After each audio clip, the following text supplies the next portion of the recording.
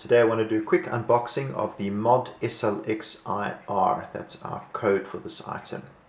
Essentially what this is it's an AV modulator, but it also has IR functionality. So if you've bought one of the new Explorers or one of the new 5S or 6S decoders that no longer come with a modulator built in, this is what you'll need in order to get that picture from the decoder through to your bedroom, as well as using your existing TV link infrastructure. Just very briefly, in the box comes with the modulator itself, which you program with these dip switches here. Please do read the manual on how to program the unit using the dip switches. The power supply, and there's little infrared emitters over here. If you guys have any questions or comments on the device, please feel free to get in touch with us. We'll do our best to assist you. Have a lovely day.